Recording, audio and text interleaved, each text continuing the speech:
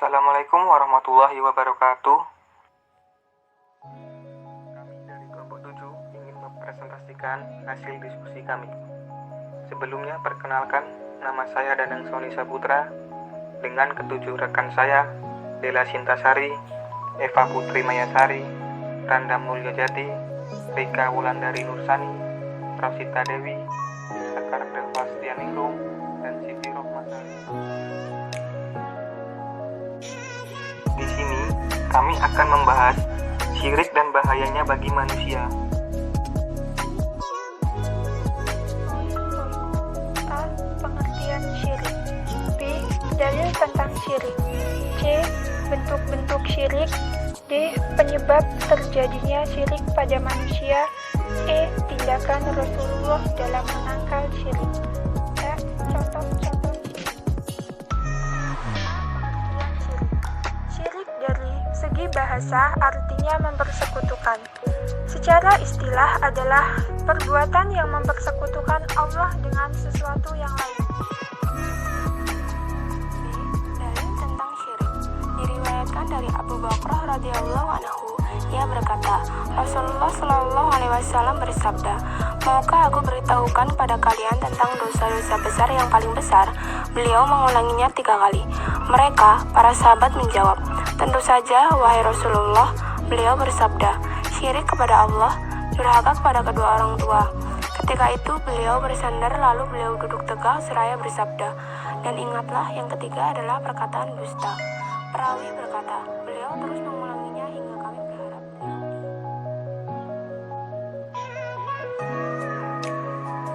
bentuk-bentuk syirik. 1. Syirik di dalam ibadah atau uluhiyah. Syirik di dalam uluhiyah Allah bermakna menyekutukan Allah di dalam ibadah atau dengan arti lain menyelewengkan ibadah kepada selain Allah. Ini adalah definisi syirik ketika penyebutannya bersifat mutlak. Karena kesyirikan ini yang paling menjamur dan parahnya tidak banyak orang yang menyadari akan hal itu. Betapa banyak manusia menduakan Allah di dalam penghambanya dirinya tanpa mereka sadari. Termasuk ibadah diantaranya adalah sholat, zakat, puasa, sembelihan, sumpah, doa, istighosah, dan lain-lain. Oleh sebab itu, termasuk bentuk kesyirikan ketika seorang menyembelih kurban untuk jin semisal sesajen, berdoa kepada pertolongan kepada orang mati, atau penyelewengan ibadah lainnya kepada selain Allah. 2. Syirik di dalam perbuatan Allah atau rububiyah. Syirik di dalam rububiyah Allah berarti meyakini adanya selain Allah yang melakukan perbuatan-perbuatan Allah, atau menyamakan makhluk dengan Allah dalam hal-hal yang merupakan kekhususan rububiyahnya. Misalnya, mempercayai adanya sang pencipta selain Allah, pemberi rezeki, penurunan hujan, dan pengatur alam semesta. 3. Syirik di dalam nama dan sifatnya asma wa sifat. Syirik di dalam al-asma wa sifat bermakna menjadikan sekutu bagi Allah, baik itu di dalam salah satu namanya atau salah satu sifatnya. Allah Ta'ala berfirman yang artinya, tiada sesuatu yang serupa dengannya dan dialah yang maha mendengar lagi maha melihat. Quran Surat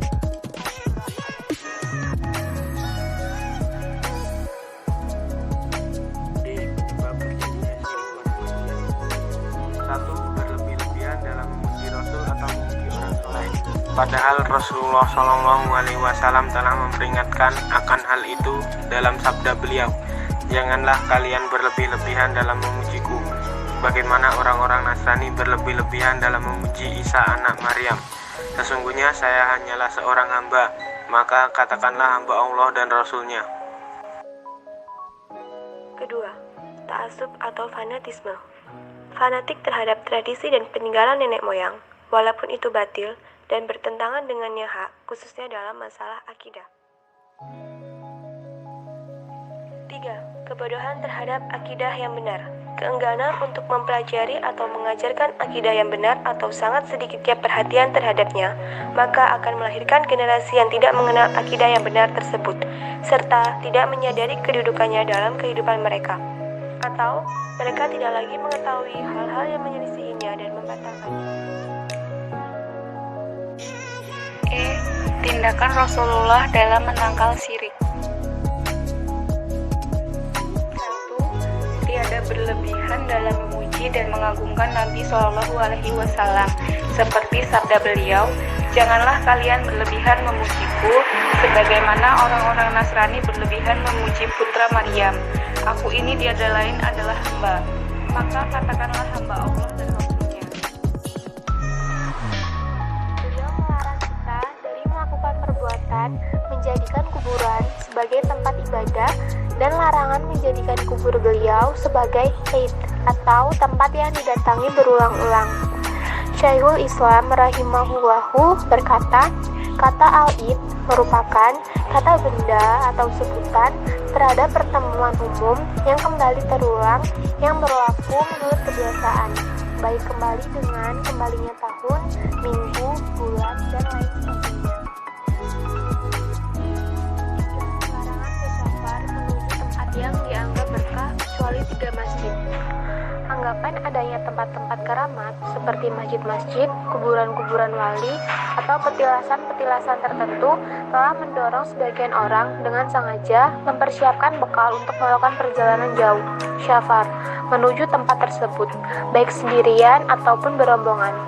Mereka berkeyakinan tempat-tempat itu bisa berperan menjadikan doa dan ibadah menjadi lebih mustajab, terkabul daripada di tempat-tempat selainnya.